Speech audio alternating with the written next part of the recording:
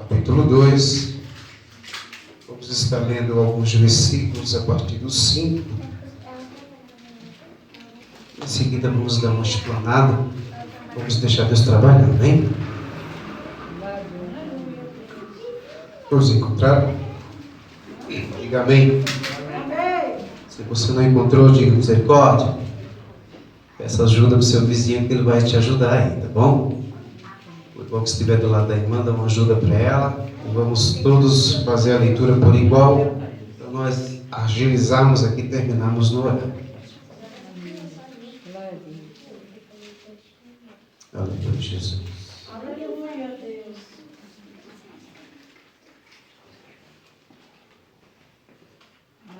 Esta, pois, é a aliança que estabeleci convosco.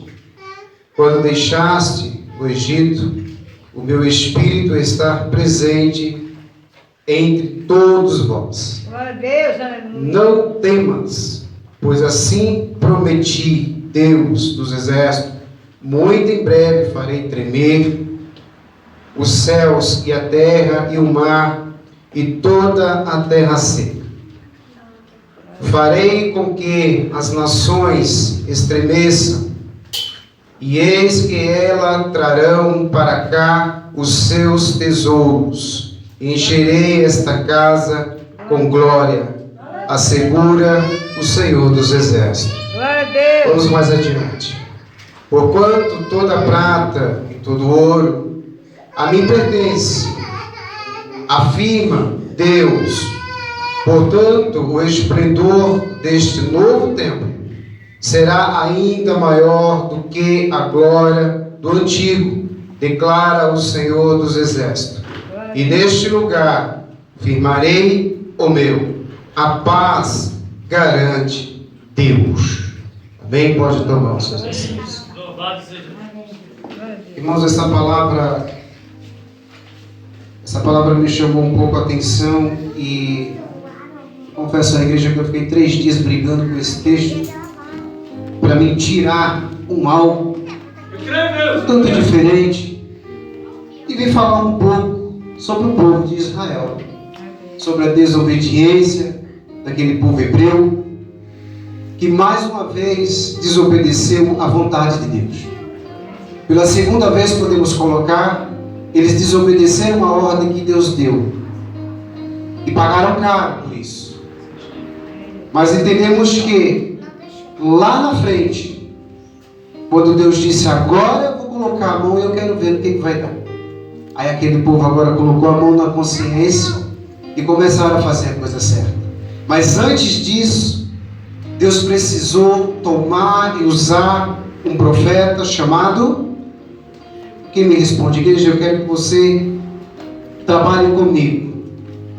Eu quero sentir que a igreja está ligada, está atenta, para nós aprendermos juntos o que esse texto ele vai nos dizer hoje. Amém? Qual é o nome do profeta que Deus tocou e enviou até aquele lugar para dirigir a palavra àquele povo e mandar fazer a retomada e construir da reconstrução daquele templo? Se você não percebeu, o tema ele está 5, 6 e 7, não é isso? Mas não, eu fiz mais adiante, eu fui até o 9. E o 9 vai falar da glória da segunda casa. Qual era o nome desse profeta de Deus? Ele se chamava Ageu. É um livro que a gente lê, irmãos. É um livro bem interessante. Antes de mais nada, o tema disso vai dar como a glória da primeira casa. Ou seja, Deus convoca o seu povo para trabalhar. Bem, eu quero entrar no primeiro significado do nome Ageu. Eu fiz algumas pesquisas e o nome Ageu em hebraico, ele vai significar festa ou festivo. Talvez esse homem ele tenha nascido numa época festiva, né? Uma época de festividade, por isso que chegaram a sua mãe, o seu pai chegou a colocar o nome dele de Ageu. Porém, esse seu significado hebraico vem como festa ou festivo. Os 3 profetas citados nesse texto são Ageu, Zacarias e Malaquias. Mas nós não vamos entrar no texto de Malaquias. Vamos trabalhar apenas com Ageu e Zacarias. Sem perca de tempo, vamos no primeiro ponto. Abra comigo, por gentileza, para você só me acompanhar no livro de Esdras, capítulo 4. Nós vamos ler o capítulo 4 e o verso 24. A obra do templo parou. Verso 24 vai nos dizer assim: e cessou, portanto, a obra da casa de Deus, a qual estava em Jerusalém, e ficou embargada até o segundo ano do rei de Dário, rei da Pérsia. Irmãos, vamos ler alguns versículos aqui, depois você vai entender aonde eu vou chegar e nós voltamos lá para o livro de Ageu. Irmãos, tem coisas que acontecem na nossa vida que Deus nos dá uma ordem e nós às vezes temos a mania de atropelar essa ordem. Às vezes Deus quer fazer um algo contigo, quer fazer um algo comigo e simplesmente a gente olha e fala assim: será que Deus falou? Será que é isso mesmo que Ele requer de mim quando a profecia vem? E nós às vezes desviamos do caminho. Às vezes quando Deus te dá uma ordem, você para, você pensa e ao mesmo tempo você não pensa, você acaba se desviando daquilo e fazendo aquilo que não vai agradar a Deus. E esse versículo ele vem nos colocar que quando Deus fez a promessa, uma aliança com aquele povo, lá atrás, bem antigamente, quando aquele povo estava preso lá no Egito, que eles eram escravos do Egito, trabalhavam de graça, mal e mal eles tinham pão e água para comer. Que nós conhecemos bem na história desse texto e em outros textos nós conhecemos que aquele povo chegava a morrer de fome, chegava a morrer de sede por conta do trabalho duro que aquele povo trabalhava naquele Egito, sendo escravo naquele lugar. Mas a Bíblia diz que Deus, Ele olha para aquele povo e faz uma promessa a eles, uma aliança com eles. Deus diz que vai tirar aquele povo dali e Deus vai mostrar para eles uma terra próspera, uma terra onde vai ter leite, vai ter mel, vai ter comida farta, vai ter uma terra boa para aquele povo plantar. Mas parece que quando Deus está falando, parece que tem cera no ouvido daquele povo. Aquele povo de primeira, assim, eles não dão muito ouvidos o que Deus está falando. Mas preste atenção que depois de muitos anos, depois de muito tempo, aquele povo sofrendo, aquele povo parece que agora vem lembrar de Deus. Aí Deus reforça com eles a promessa e diz que vai mandar naquele lugar uma pessoa que vai tirar aquele povo dali e vai mandar para uma terra santa, uma terra prometida. Vamos mais além. E chega um determinado tempo que Deus, naquele lugar mesmo ali, Deus coloca uma criança, aquela criança nasce, aquela criança ela cresce, aquela criança ela sai do Egito, tempo depois aquela criança, aquele rapaz, ele já volta para o Egito já adulto, com a ordem de Deus, para tirar aquele povo de lá. Aí depois de tantos avisos que Deus deu, as pragas que Deus mandou, quando chega na 10ª, aquele faraó, o rei, ele agora cede, né? E ele agora vem liberar todo aquele povo hebreu que estava preso ali. Deus agora mostrou o seu poder para aquele povo. E diz a Bíblia que quando aquele povo ele sai de lá, Deus dá uma data de 40 dias para ele chegar até a terra que ele tinha prometido. Mas nós sabemos que aquele povo, eles não passaram 40 dias. Eles passaram 40 anos vagando em meio ao deserto. Mas sabe por quê? Desobediência. Você sabe que Deus, um ser tão maravilhoso, tão precioso, Deus coloca para você, faz cair do céu a comida. Deus não permite que tua roupa acabe. Deus não permite que o teu sapato acabe. Deus te dá tudo do bom e do melhor. Mas mesmo assim você é aquele crente rebelde. Mas mesmo assim Deus está contigo. E foi o que aconteceu com aquele povo. Aleluia. E a Bíblia vai dizer que Deus, quando 40 anos depois que aquele povo adentra aquela cidade, aquele lugar que na verdade não tinha cidade ainda, aquele lugar de esperança, onde ia ter amor, onde ia ter alegria, que era a terra santa, a terra prometida. Ali a Bíblia vai dizer que ali agora o pessoal ali, aquele povo, ele começa a construir casas, constrói o primeiro templo para adorar a Deus. Mas você note que nos versos adiante vai dizer que depois de alguns anos, depois de algum tempo, pastor Isaías, aquele povo agora começa a ficar rebelde de novo. Aquele povo novamente começa a fazer tudo que desagrada a Deus. Aí Deus vai, autoriza que um outro rei, por nome de Nabucodonosor, rei de Babilônia, de novo, Deus entrega aquele povo na mão dos babilônicos. E a Bíblia diz que quando Babilônia entra aquela cidade de Judá, não é isso? Aí o que acontece? O reinado de Nabucodonosor agora tira todo aquele povo dali e leva cativo até o reino de Babilônia. Novamente esse povo vai ser escravizado. Novamente esse povo fica durante 70 anos presos por desobediência a Deus. Poderia ter sido diferente, não poderia? Mas eles não fizeram diferente. Eles fizeram totalmente diferente daquilo que Deus ordenou. Mas a Bíblia vai dizer que mais adiante, depois de 70 anos, quando o rei Nabucodonosor ele vem a falecer, que o outro rei vem e assume, aí depois vem o reinado persa, né, que toma conta de tudo aquilo ali, aí Dário vem e assume o governo. A Bíblia diz que aquele povo novamente, por permissão de Deus, é liberado daquele cativeiro e eles retornam a... Quem me responde? Jerusalém. Eles voltam de novo para a sua terra. Eles voltam de novo para a sua cidade, chamada Judá, aquela que estava destruída, que foi destruída por Nabucodonosor. Mas tem um detalhe: tanta coisa que aquele povo passou naquela cidade, naquele reinado. Mesmo assim o povo ainda não parece que não aprendeu. O povo voltou de novo. O povo agora, quando chega lá na cidade deles, eles agora não procuram a buscar o Deus vivo, que tinha uma aliança com eles, que tinha um propósito na vida deles. Aquele povo agora, eles começam a construir coisas, ou seja, bens materiais, que fosse apenas a favor deles e não de Deus. Imagina você, Deus te dá uma ordem, depois de tudo que Deus fez, depois de tudo que você contemplou, Deus te dá a vitória. Aí agora é de você fazer algo para agradar ao Senhor, você vai fazer algo que desagrada aos olhos de Deus. Foi exatamente o que esse povo fez. Acompanha comigo no livro de Esdras.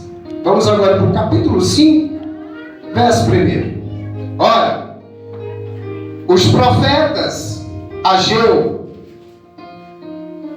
e Zacarias, filhos de Adô, puseram-se a pregar aos habitantes de Judá, que estavam em Jerusalém, e profetizaram a eles por o nome do Deus de Israel, que estava sobre eles.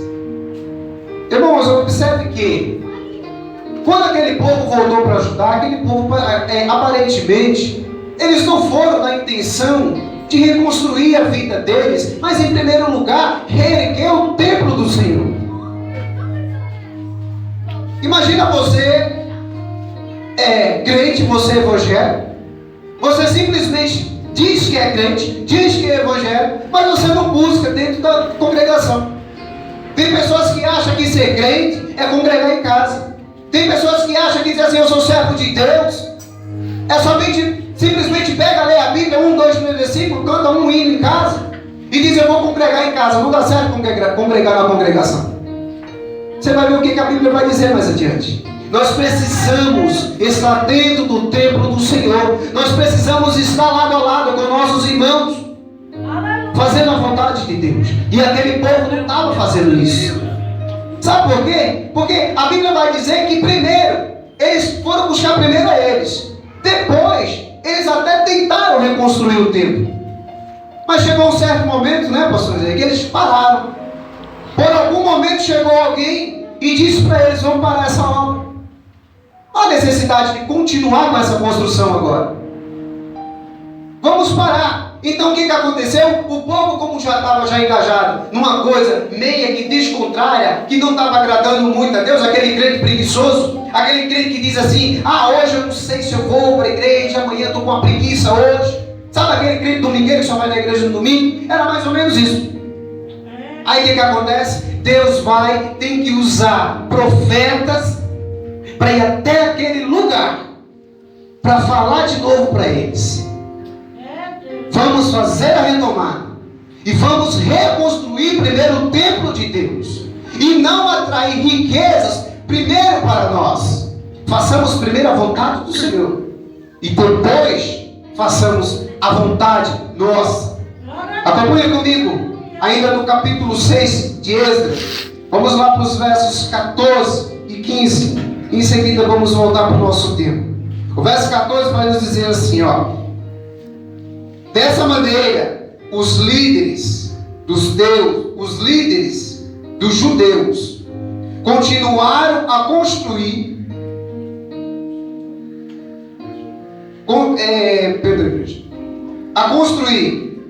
e a prosperar, encorajados pela pregação dos profetas Ageu e Zacarias, descendentes de Adô. Eles concluíram a reedificação da casa de acordo com a orientação do Deus de Israel. E os decretos de Ciro, Dário e Artaxerxes, reis da Pérsia. Irmãos, o que dá para entender aqui, eu quero dizer uma coisa. Quando chegou alguém lá para mandar parar a obra, não tinha lei, não tinha um documento assinado. Simplesmente alguém chegou e mandou parar. Sabe aquela pessoa que diz assim: olha, eu acho que ainda não está na hora, ainda não está no momento. A gente para, façamos os nós, vamos reconstruir a cidade, vamos reconstruir nossas casas com luxos, porque agora que nós voltamos, vamos reconstruir, vamos fazer melhor do que eram as nossas primeiras casas. Mas não era isso que Deus queria.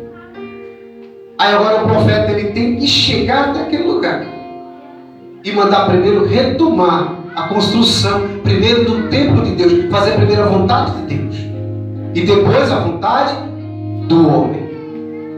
Analisa comigo, por gentileza. Vamos voltar lá para o nosso tema e nós vamos entender melhor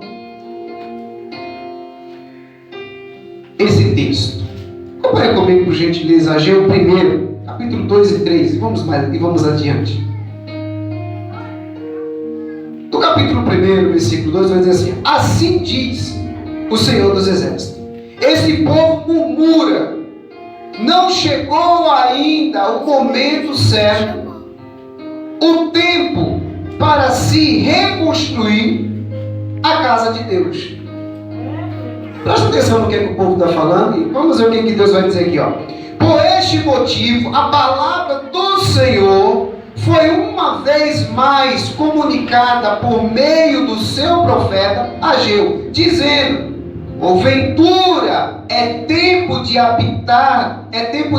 habitardes em casa com luxos, acabamentos, enquanto a minha casa continua em ruínas. Você viu a pergunta que Deus fez? Irmãos, esse versículo ele está sendo bem claro.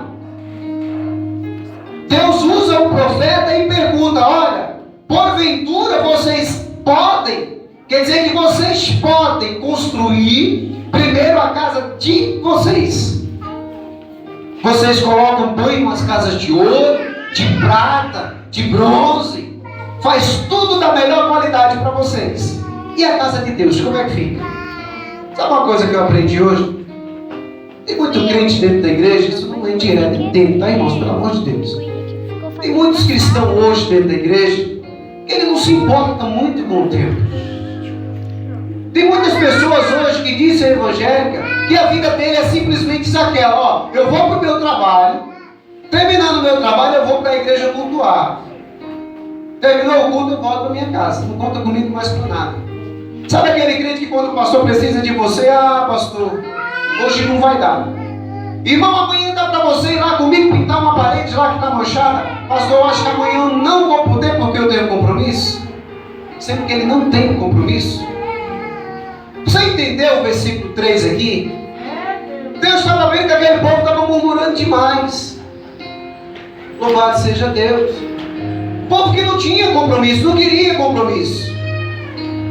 Aí Deus vai de novo e manda um profeta lá, que é o profeta Ageu. Aí Ageu vai lá com Zacarias, profetizar aquele povo, conversar com aquele povo, e principalmente com aqueles que eram os líderes religiosos daquela época, que não estavam com essa capacidade toda. Eles sabiam o que eles tinham que fazer, mas eles não faziam. Aleluia. Simplesmente faziam a vontade deles. Mas aí, mais uma vez, aí Deus chega e fala: vou dar mais uma oportunidade. Veja comigo o verso 5. Verso 5. Semeaste muito, mas colheste pouco.